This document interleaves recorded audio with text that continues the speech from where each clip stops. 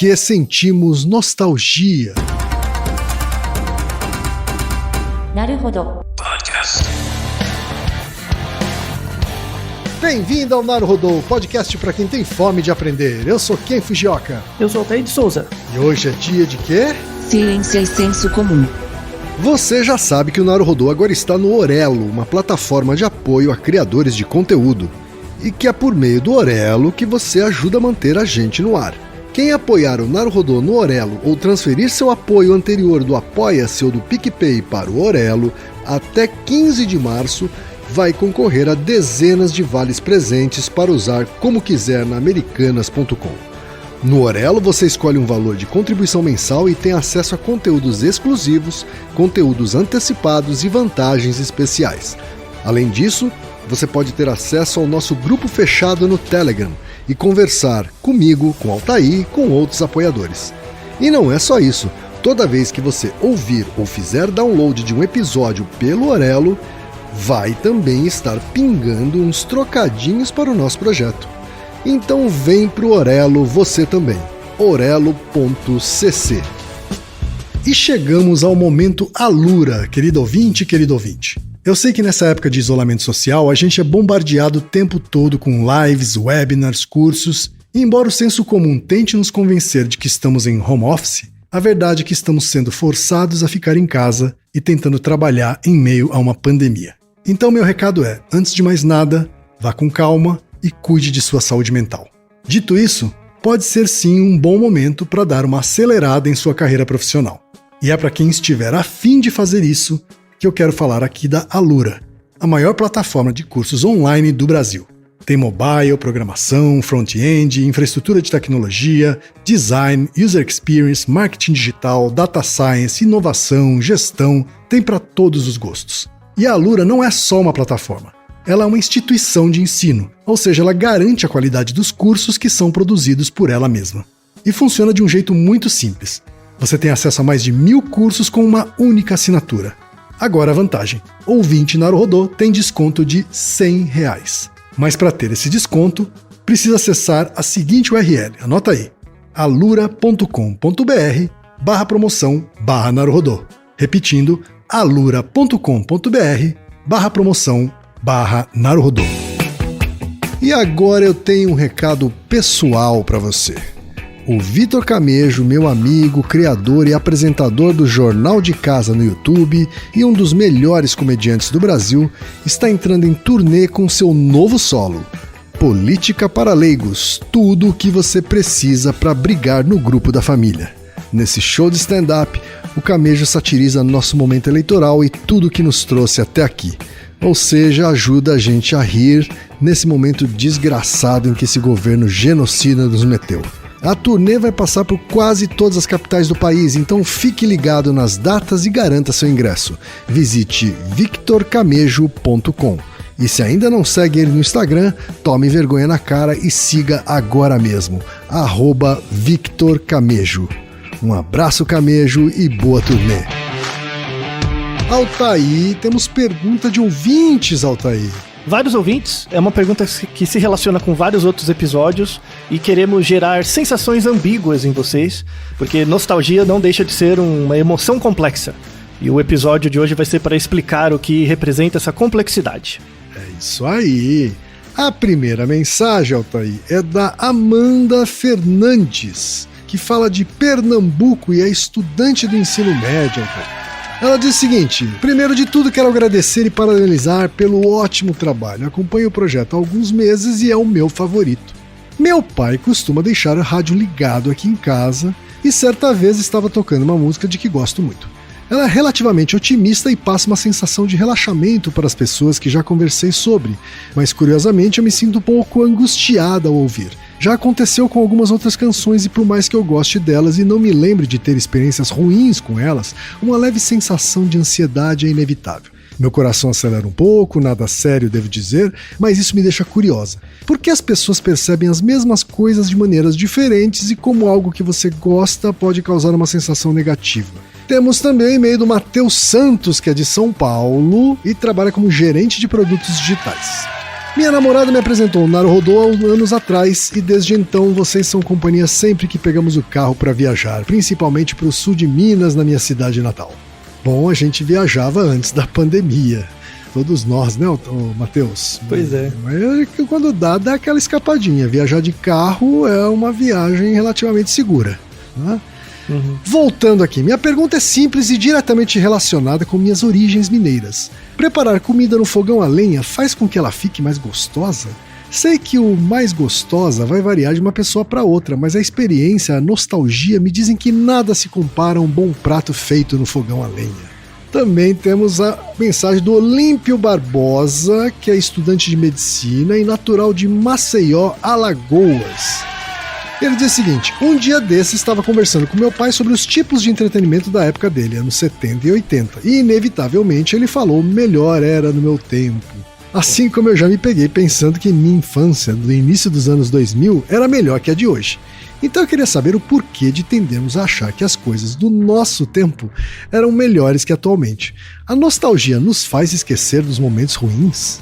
E temos também o e-mail do Daniel Carneiro, que é da Baixada Fluminense, no Rio de Janeiro.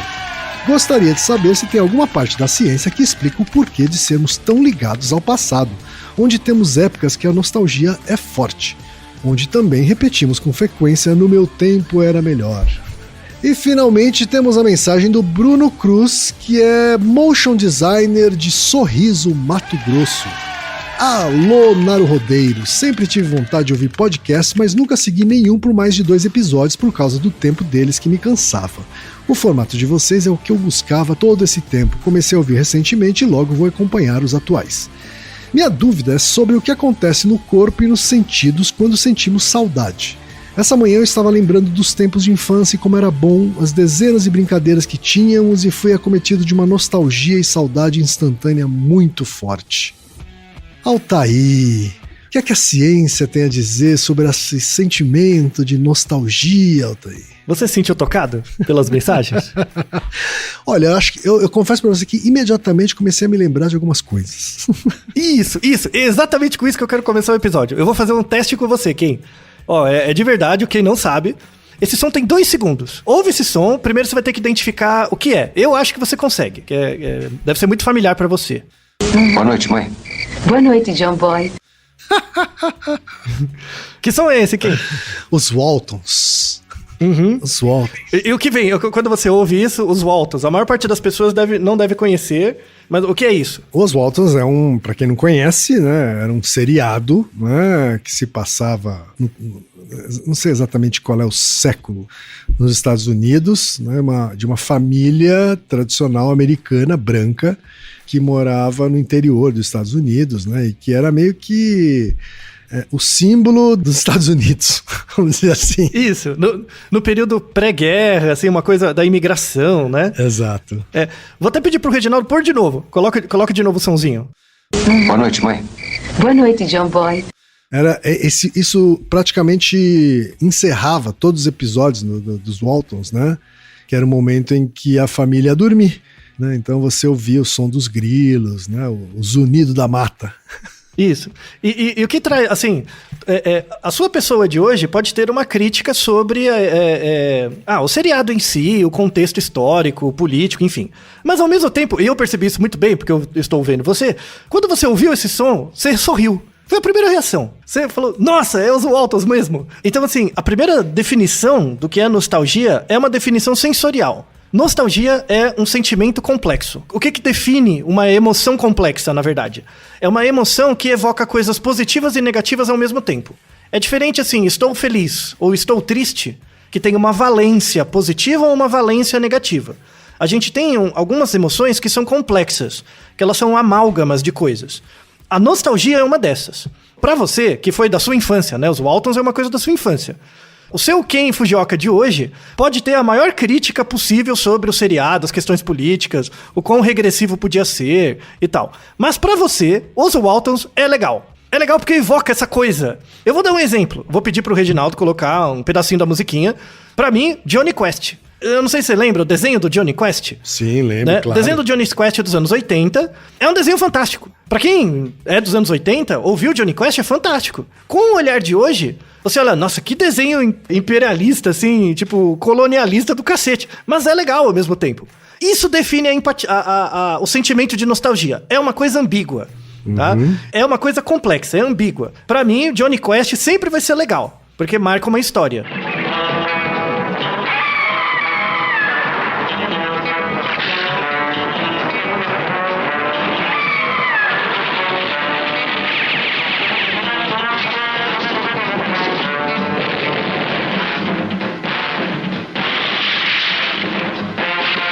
Você lembra desse desenho, Kim? Lembro desse desenho. E lembro também da musiquinha dos Waltons. Isso. Ah, então. Vamos colocar também um pedacinho da musiquinha dos Waltons, que eu separei aqui. Que faz uma alusão àquela época, né? Isso. Uma coisa meio bucólica, né? Aí, ó. Quem ouve a música já sorri na hora. Tipo, que colonialismo que é? É da hora, sabe? Nem quer parar de ouvir, né, Kim? Então, o que tem que ficar, assim, a mensagem inicial desse episódio sobre nostalgia é que nostalgia é uma emoção complexa e ela é ambígua. E não é pra você sentir vergonha de ter essa nostalgia de coisas que no passado, hoje você olha, são completamente meio esquisitas, mas no passado são legais. Em si são legais, porque rememoram uma parte da sua infância. Ou de um momento feliz da sua vida. Então, assim, pra mim, Jonny Quest, mesmo apesar de eu ter toda uma crítica sociológica e antropológica à ideia do desenho, é legal. Tem um lado legal e tem um lado de crítica. Então, essa ambiguidade é uma coisa que aparece muito na fala dos nossos ouvintes, né? Então, a Amanda, por exemplo, que ela comenta, ouvi uma música, não me lembro de ter experiências ruins com essa música, mas tem uma sensação de ansiedade, parece que meu coração bate um pouco mais rápido, me sinto um pouco angustiada. Alguma coisa incomoda nela, né? Isso, mas é um incômodo interessante, sabe? É a ambiguidade. A nostalgia, ela tem muitos papéis positivos, mas ela também tem vários papéis negativos. Ela atrapalha a gente em muitas coisas. Quando a nostalgia atrapalha a gente, é porque quando a gente não aceita que nostalgia é uma coisa ambígua. Que ela é em si legal, mas também pode fortalecer e ratificar aspectos muito negativos da sociedade, sem deixar de ser legal. Então, um outro exemplo, Kim. Você lembra, nos anos 70, era comum... Lembra do desenho do Fantasma? Ou os quadrinhos do Fantasma, né? Sim, lembro mais do desenho do que dos quadrinhos. Isso, que ele usava aquele colã roxo, né? Tá, o Fantasma. Lembra do Lothar, né? O Lothar? Sim, sim. Se você pegar o enredo do Fantasma dos anos 70 e 80... Tipo, é um ícone do colonialismo, assim, completo, né? Assim como o Jonny Quest. Era tão gritante o colonialismo, né? A falta de crítica social do Fantasma, que nos anos 80, final dos anos 80, 87, 88, eles lançaram um novo desenho relançando personagens dos anos 60 e 70 que tinham esse peso muito grande do colonialismo, assim, entre a Primeira e a Segunda Guerra. Então, assim, eu não sei se você lembra, Kim, mas em 87, eles lançaram um desenho que passou no Brasil, que chamava Defensores da Terra, né? E esse desenho juntava o Fantasma, juntava o Mandrake, o Lothar e o Flash Gordon, tá? Esses 4 personagens. E eles deram uma espécie de Avengers da época, né?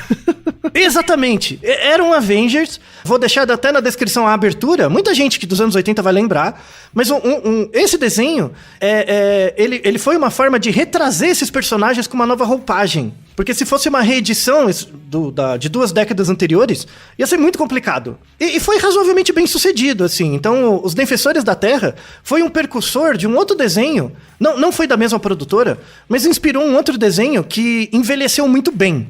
Né? Hoje, se ele passasse hoje na TV, seria um desenho muito, muito bem adaptado, assim, que são os X-Men.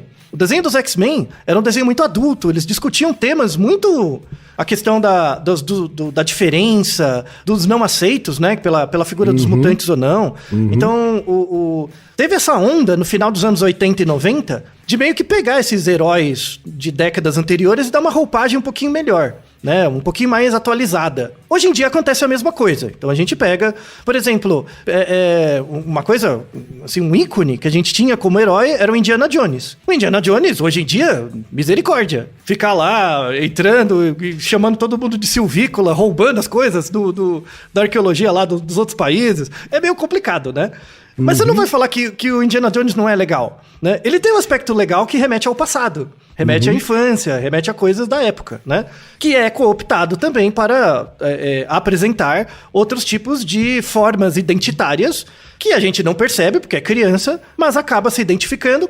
Se a gente estudar, ficar um pouquinho mais velho, ter um pouco mais de crítica, a gente pode separar a relação identitária que o desenho ou o vídeo passa da nossa sensação ali, né? Que a gente tinha ao assistir. Porque é legal. O Indiana Jones, enquanto figura, herói, é legal. Então, assim, essa desconstrução é importante. Essa coisa do passado ser melhor e tal. Por que é melhor? Porque você pode criar ele do jeito que você quiser. Então, por exemplo, quando você lembra dos Waltons, você lembra das sensações. Você lembra quando você era jovem, você lembra da família, você lembra de coisas que acompanham os Waltons. O Walton é só um elemento, é uma âncora que puxa uma série de sensações do seu passado, né? Então, cada pessoa que lembra dos Waltons lembra de um jeito diferente. E é por isso que é legal. Por isso que o passado é sempre legal. Porque você pode construir do jeito que ele quiser, que você quiser, porque ele só existe na sua cabeça.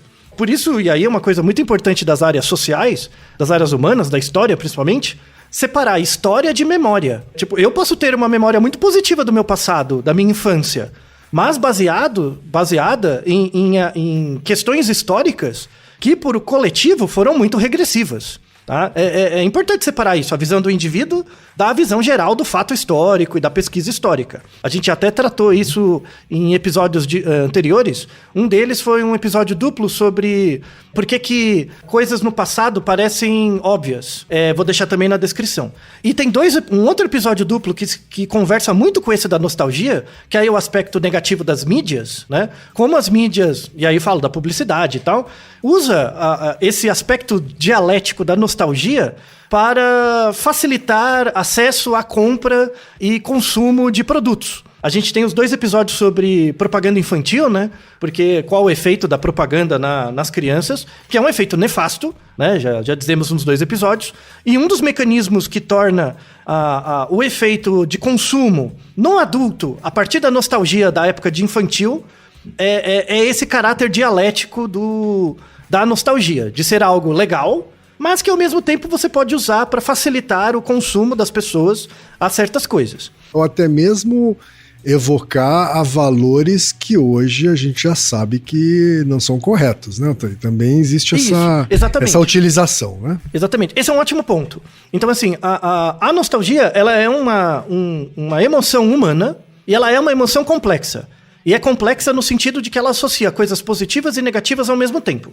Então, isso tem que ser entendido, porque senão você não entende o lado nefasto dela, né? A gente usa muita sensação de nostalgia para continuar valorizando e ratificando ideologias muito, muito regressivas, ou espaços identitários muito regressivos. Tem um termo, que eu não sei se você já ouviu falar, Kim, que chama hauntologia, de haunt, da palavra em inglês haunt, assombrar. Já ouvi né? falar assim. Então, a hauntologia é um termo, assim, cientificamente ele não é tão sólido, mas é uma analogia muito boa, que é do Derrida, que ele fala assim que no jogo social, né, no mundo social, a gente é sempre assombrado por fantasmas. E esses fantasmas sociais são termos do passado que a gente se prende a eles positivamente por nostalgia ou negativamente para tentar fugir deles. E eles meio que nos controlam, esses fantasmas de termos sociológicos do passado.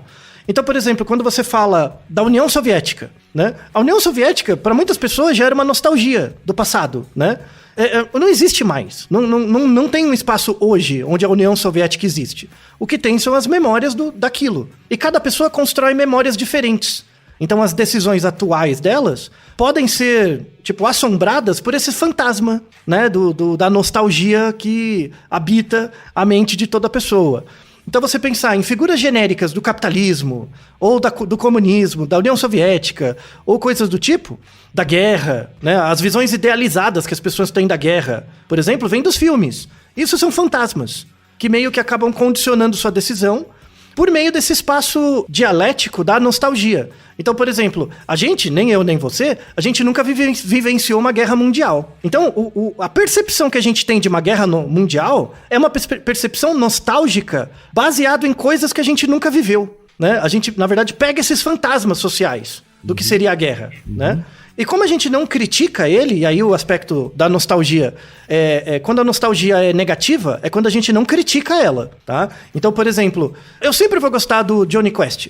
Você tem que aceitar que você, por exemplo, ouvir a musiquinha dos Waltons você dá risada, é legal. Pronto, ponto, né? É claro que isso também traz uma crítica, né? O problema é quando a pessoa presa na nostalgia, ela só pega o lado positivo, né? Nossa, os Waltons, que legal e tal. E ela pega toda a ideologia que os Waltons traz e traz para o presente junto. Então, no meu passado era melhor, as coisas davam certo.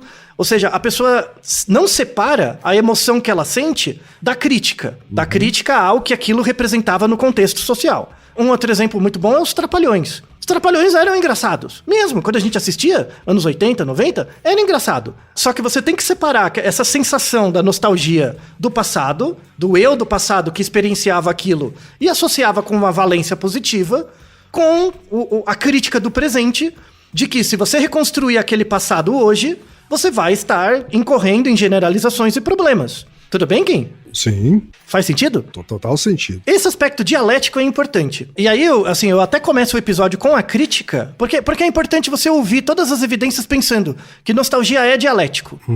Por exemplo, eu tenho toda a empatia pelos nerdolas e os incels, assim, apesar deles estarem errados. Eu entendo que é quando você pega um herói do passado, faz uma reedição ele no presente negro, ou com uma orientação sexual diferente, ou sei lá, de um jeito diferente.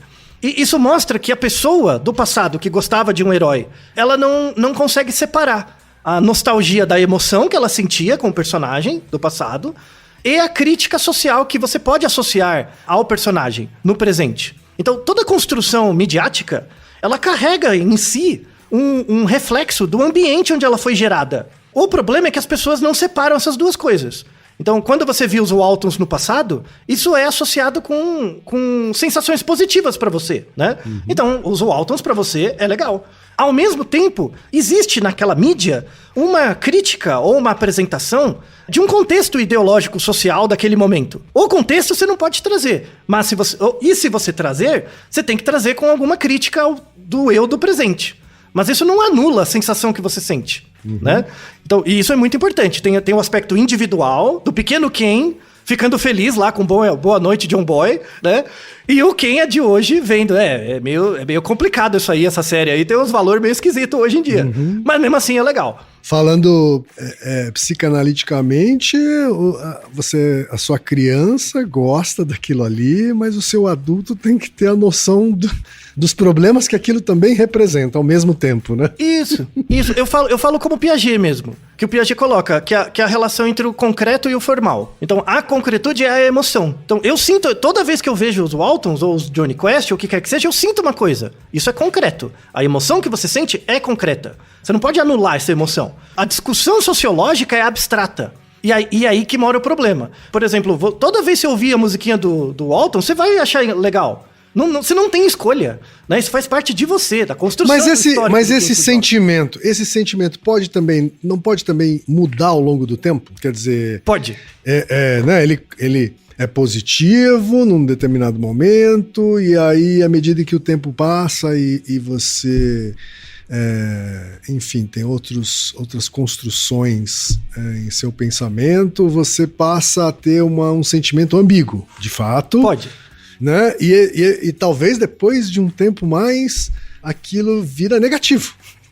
O que era positivo virou ambíguo, depois o que era ambíguo virou negativo. Isso pode acontecer também. Pode, mas só acontece em uma condição, que é quando você percebe a ambiguidade. Então, quando você percebe que a nostalgia é ambígua, ela faz você rir e, ao mesmo tempo, você se percebe como alguém no passado que concordava com certas lógicas que hoje não fazem sentido, coloca em você um conflito. Eu tenho, por exemplo, esse sentimento com o humor, com certas esquetes do humor dos Trapalhões. Isso, exatamente. Sabe? Eu também tenho, claro, claro. Que eu chorava de rir quando era criança, né? Passei a ter um sentimento ambíguo depois de adulto e hoje o sentimento é mais negativo que positivo. Isso, eu mas não estou generalizando aqui, eu não estou generalizando aqui. Acho que algumas piadas dos Trapalhões sobrevivem até hoje, né? Mas várias outras envelheceram mal. Isso, exatamente. Mas quando você lembra da piada, você lembra do você do passado, isso é um lado positivo também. Tipo, legal, meu passado, tudo bem, né? Não adianta Então, assim, anular, você né? só Não adianta tentar anular uma coisa que é concreta, né? Exato. Então, isso é importante. A nostalgia, ela tem dois componentes. Ela tem a emoção de você lembrar de um evento do passado, isso é concreto, porque você sente no seu corpo, né? Eu vi você ouvindo a musiquinha dos Waltons e rindo. É concreto, não dá pra esconder, né? E tem a relação entre o eu do passado e a experiência presente. E isso é abstrato. Então, por exemplo, eu chegar pra você e falar, você não tem o direito de gostar dos Waltons porque eles mostram uma estrutura de dominação, a dominação cultural dos Estados Unidos. Sabe? Ninguém queria saber da cultura indígena, mas você conhece mais da cultura do faroeste americano do que dos indígenas. Tá certo, tá certo. Mas eu não posso anular sua emoção também. Se eu anular essa emoção, aí você vai estar atacando a concretude do que eu tô sentindo. E aí a pessoa fala, você que vem com mimimi, né, com essa história aí do politicamente correto. Toda essa discussão do povo que defende essa ideia do politicamente correto é a pessoa que não consegue separar a emoção que ela sentia, que em geral é positiva, da reflexão do eu do presente sobre aquilo, né? Então, essa discussão é bem psicológica e bem importante, tá? E aí temos muitos artigos que tratam disso, né? Dessa dissociação. Vale a pena falar um pouquinho da história.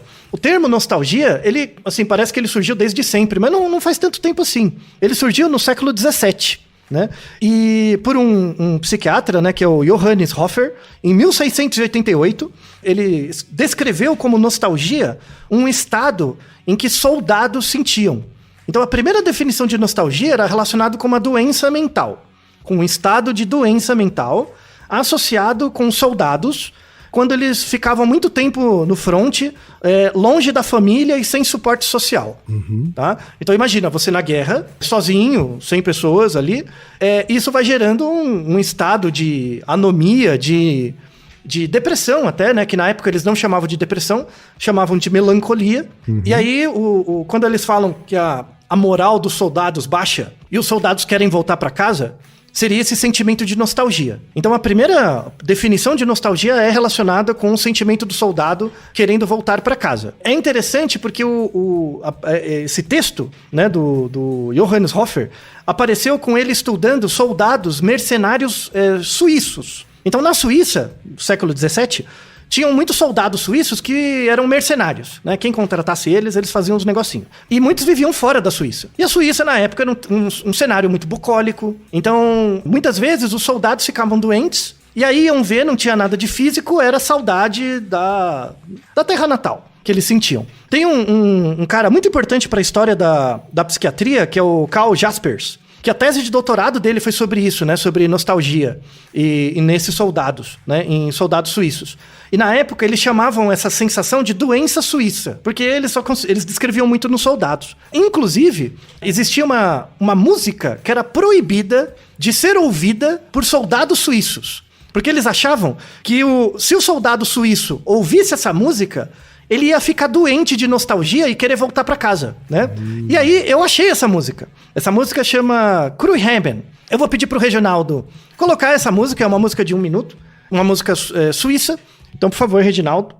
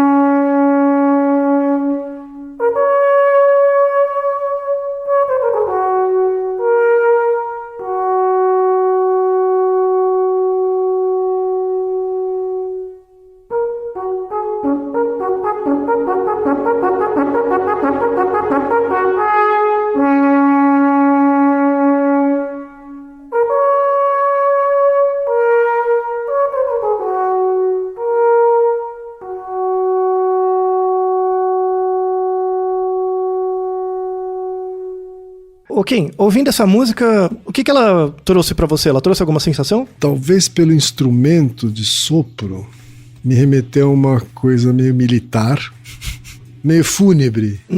Mas não é nada familiar, né? Não. Então, por que essa música gerava, entre aspas, uma doença da nostalgia nos soldados suíços, né? Especificamente essa música. E ela era proibida de ser tocada em qualquer lugar, tá? Perto dos soldados. Porque essa música ela é tocada com um trompete muito grande, né? Um instrumento de sopro grande. E essa música ela é diretamente relacionada com você ficar pastoreando vacas ou outros animais. Então essa era a música que era tocada pelo pastor das vacas, ovelhas, o que quer que seja, para pastoreá-los. E isso é uma coisa muito suíça, né? Suíça clássica, assim, muito. Então, uma coisa importante da nostalgia é que o som, o cheiro, a música, o que quer que seja, tem que parecer com você. Tem que ser uma coisa diretamente ligada à sua memória. Então, para a maior parte das pessoas que ouvem essa música, não gera nada, né? Mas para um soldado suíço do século XVII, o cara começava a chorar, ficava deprimido, pegava as coisas e ia embora para casa. Então, isso é muito importante, tem que ter essa memória, tá? Então, quando uma coisa é nostálgica para você, isso fala muito mais de você do que da mídia, do som, do cheiro, do que quer que seja, tá? Então, isso é muito importante. Então, a nostalgia começou como uma ideia de doença mental, só no século XIX que ela começou a ser associada...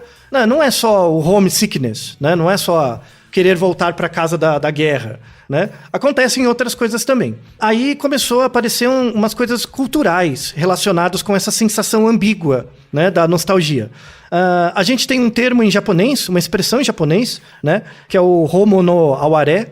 Homo no aware, uma tradução mais ou menos assim, seria uma sensibilidade pelo efêmero. De que as coisas sempre mudam, sempre passam, né? Então essa sensação. E aí tem uma palavra que surgiu desse termo que é o samishi. Samishi é uma saudade meio triste, né? Sim, tipo, meio... é triste. É triste. É associado com tristeza, assim, né? No japonês, né? Mas é por causa dessa consciência de que as coisas passam e de que o efêmero é assim mesmo e tal, né? Então vem dessa expressão do homo no aware. E tem uma outra expressão mais moderna, que a partir da nostalgia, que é a solastalgia. Você já ouviu falar dessa palavra? Não. Solastalgia? Não. Solastalgia é muito comum. Com certeza você já conheceu alguém que teve isso. É muito comum em pessoas que emigram.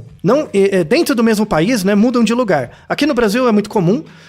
São pessoas que, por exemplo, vieram do Nordeste, nasceram numa cidade, e aí falavam, quando eu nasci, 50 anos atrás, era tudo mato e tal, aí tinha um rio na minha cidade, tinha tais coisas. Aí eu vim para São Paulo trabalhar, voltei 30 anos depois e não tinha mais nada. O rio secou, sabe? Acabou a natureza, né? Então a solastalgia é esse sentimento nostálgico / negativo de você voltar no local de origem e todo o ambiente ter modificado, né? Acontece também, por exemplo, você morava num certo bairro da cidade que era legal por alguma razão, depois você voltou, depois de 20 anos só tinha prédio. Tipo, destruíram tudo, trocaram as coisas, né? Sim. A gentrificação, né? Esse fenômeno de gentrificação, né? Ligado muito à especulação imobiliária, arquitetura. né? Isso. Gera nas pessoas a solastalgia, tá? Então, esses termos... Então, a nostalgia nasceu na guerra, né? Numa doença ligada a consequências da guerra, e depois, a partir do século XIX e XX, foi ganhando mais aspectos, né? Ligados não só à psiquiatria, mas também à psicologia social, à arquitetura e mesmo à sociologia, né? No caso da hauntologia que eu descrevi anteriormente, né?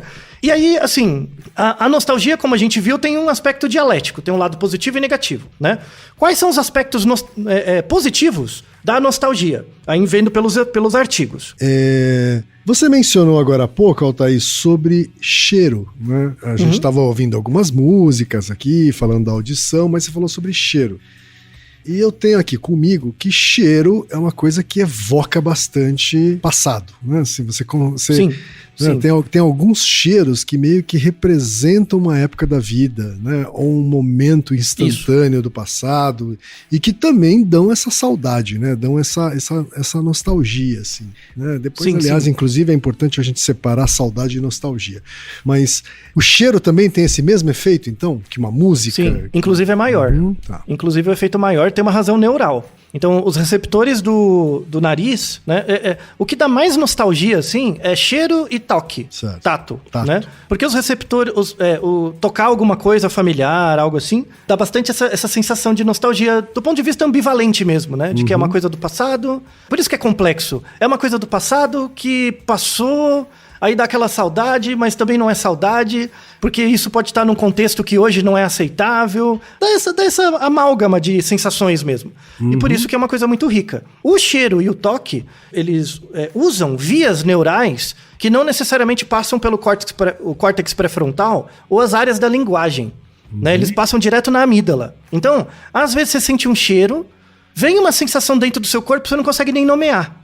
Tipo, vem uma coisa, né? É exatamente isso. Então, o que gera uma sensação mais profunda de nostalgia, que não depende de linguagem, é tato e cheiro. Isso com certeza, né? Tipo a sopinha da mãe, sei lá, uma coisa assim, dá isso aí loucamente. Às vezes você nem percebe. E mostra, né, como que essa sensação nostálgica é complexa. Envolve muita coisa. E é por isso que é um espaço de reflexão muito importante. E é por isso que a gente tem que entender os condicionantes.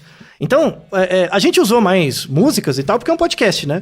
Mas qualquer tipo de eliciação sensorial gera nostalgia tranquilamente. Mas muito mais toque e cheiro. Aí falando aspectos positivos de você estimular nostalgia nas pessoas. O que gera de positivo? A principal coisa gera sensação de pertencimento. Eu tenho certeza que se alguém, quando for ouvir esse episódio, se identificou com as musiquinhas dos Waltons, também lá, ouviu lá o Boa Noite, e falou, nossa, é verdade, né? Você faz parte do mesmo time do Ken. Ou seja, gera coesão social, né? Esse é um fenômeno muito comum, por exemplo, na internet. No YouTube, por exemplo, você tem comunidades de pessoas que jogam jogos antigos. Nossa, eu jogava esse jogo também. Ou que fazem vídeos com desenhos. Nossa, eu via também. Você vai criando comunidades, né?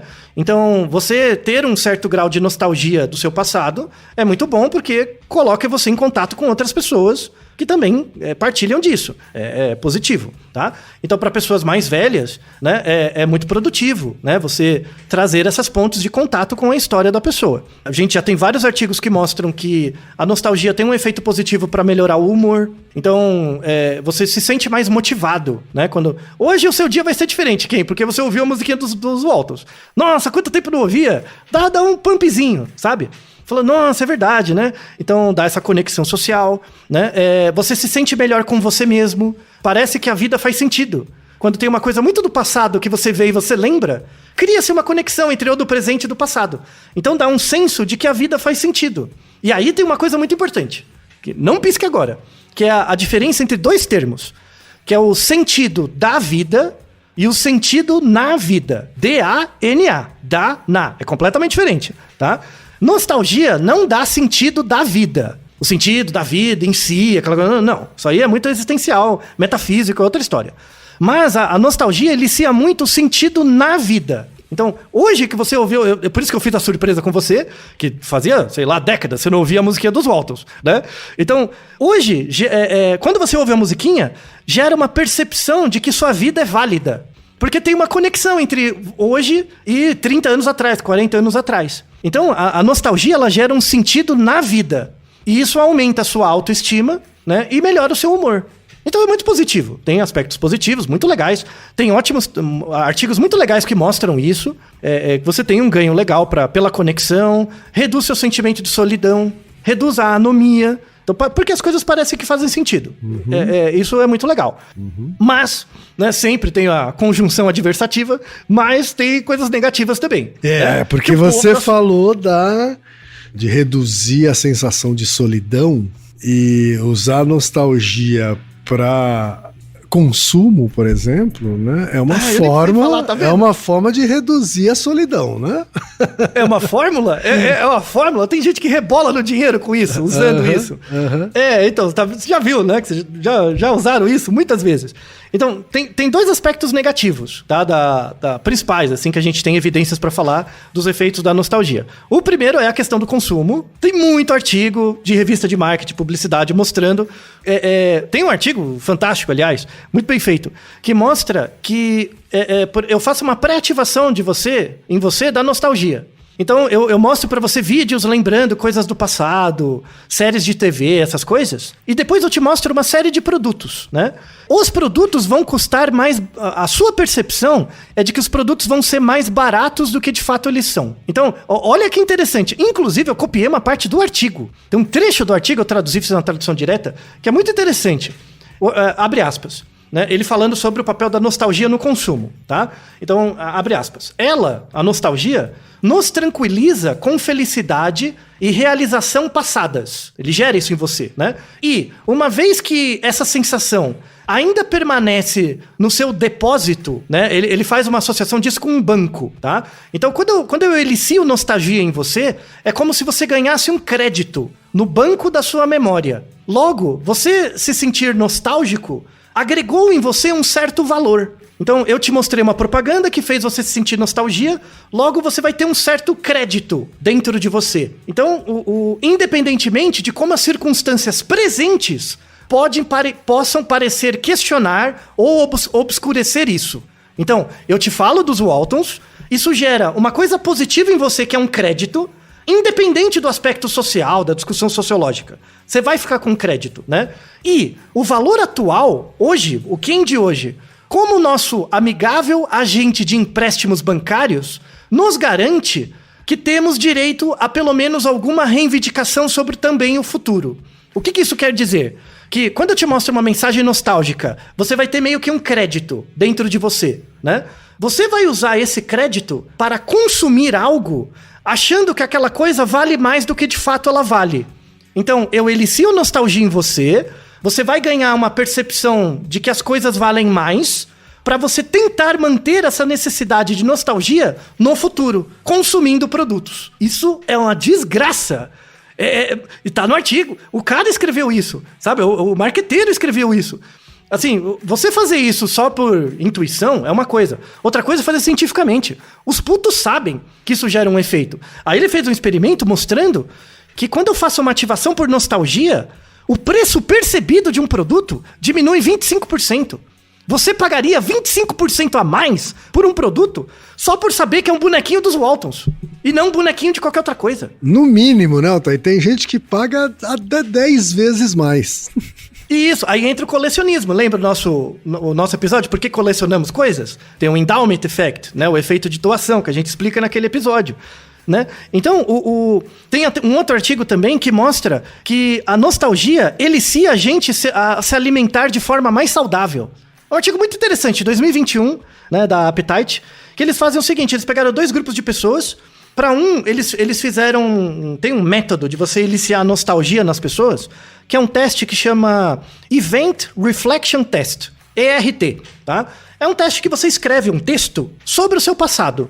Coisas do seu passado, você escreve um texto, isso dá uma ativação nostálgica em você, né? E aí eu te dou dois alimentos, né? Um alimento saudável, que eram cenourinhas, aquelas cenourinhas baby, e M&M's, tá? Não de chocolate, o M&M de amendoim, tá bom? E aí você tem um espaço de 2 minutos para consumir o quanto você quer, de cada um, né? E aí eles viram que o grupo que foi ativado nostalgicamente consumiu mais cenouras e menos M&M's do que o outro grupo, né? Então teve uma ativação. E aí a teoria que eles colocam é bem interessante, que é o seguinte, que as pessoas que quando estão comendo o alimento ultraprocessado, elas sabem que não faz bem. Ninguém come salgadinho dizendo que faz bem. A pessoa sabe. Ela lida com a dissonância cognitiva. Ela sabe. Quando você está sob ativação nostálgica, ou seja, você está com um senso de conexão com o grupo, e existe uma norma social no grupo, externo a você, de que é importante se alimentar de forma saudável, você passa a se alimentar de forma saudável um pouquinho. Entende o mecanismo? Então, assim, tem eu quero chocolate, né? E tem o eu sei que é bom comer coisas saudáveis, né? Quando eu faço uma ativação nostálgica em você, isso conecta você com o eu social, né? Com o eu social externo. E logo, as normas sociais externas passam a te controlar um pouquinho melhor do que as normas internas, né? Interessante, né? Então, assim, você pode usar para um lado positivo, que é para comer comida mais saudável, mas para um lado negativo, que é para comprar bonequinho que vale 10 e você paga 50, né? No raio do bonequinho. Então tem sempre essa dialética, tá sempre na coisa, né? Por isso que a cada 10 anos você tem lançamento de uma série nova de algum desenho. Eles sempre reeditam um desenho do passado de novo, né? A cada 10, 15 anos. Por quê?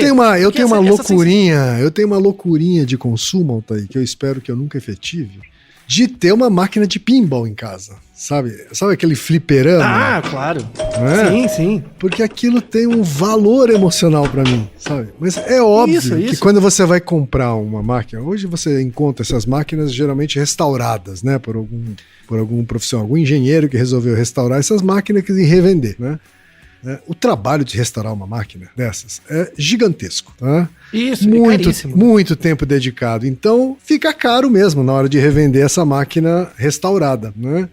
E muitas delas com circuitos eletrônicos paupérrimos, né? Então, por mais que ele tenha restaurado, né, a chance de queimar a qualquer momento é gigantesca, né? E o preço é gigantesco, né, Altair? É mais caro do que um console do videogame mais moderno, né? Para jogar um jogo, né? Para jogar um jogo super simples, né? Mecânico, né? Mas que te dá uma sensação, né? E acho que isso ilustra bem, né? O quanto a gente está disposto a pagar muito mais do que vale determinada coisa, né? Por conta da nostalgia. Sim, e porque no fundo, apesar do preço do trabalho, é legal. Simplesmente é legal, sabe? É isso, é legal, não importa, é legal, né? Então, e você viver essa dicotomia é o que vai fazer você não gastar 30 mil reais pra comprar um pinball. É você viver essa ambiguidade, sabe? Perceber, puta, legal, mas pô, difícil, mas legal, mas difícil, é isso. A nostalgia é uma sensação ligada a essa eterna ambiguidade. E se você entende e aceita essa ambiguidade, você consegue fazer ótimas reflexões da sua vida a partir do seu passado, né? Aí você para, por exemplo, de falar que é tudo, muita gente, o politicamente correto, que é tudo mimimi, né? Isso é um sinal de que a pessoa está presa 30 anos atrás mesmo. Ela não reflete, ela não separa a sensação do passado de que é legal gostar de coisas e ver que hoje essas coisas têm um caráter regressivo que tem que ser discutido, beleza? É legal viver essa ambiguidade, né? Ah, mas aí eu não vou ser feliz? A gente já falou em episódios anteriores, o mundo não é feito para você ser feliz, ele é feito para você se aguentar, né? E você se aguentar é você entender aquilo que te controla. Aí, para encerrar, tem uma evidência final de um aspecto muito negativo da nostalgia também e um pouco triste. Tem vários estudos, vou deixar vários na descrição, que descrevem essa sensação de nostalgia em refugiados, tá? A nostalgia num contexto de guerra, de pessoas que foram assoladas pela guerra, é muito negativo, tá? Tem um termo em árabe que chama hanin, né? Hanin é essa nostalgia. Mas é diferente da nostalgia dos desenhos da sua infância. É aquela nostalgia de que eu tinha uma casa e essa casa foi implodida por um foguete, sabe? Não existe mais o passado, né? Não é aquela sensação, no meu tempo ela é melhor. Não, o passado não existe mais. Foi tirado de mim, né? É muito mais grave, tá? Então, você deixou uma vida para trás. Então, é uma nostalgia muito mais dura, né? Essa coisa de deixar uma vida para trás porque você foi um refugiado ou algo do tipo, um expatriado, é o hanin. E aí tem muitos estudos em refugiados sírios.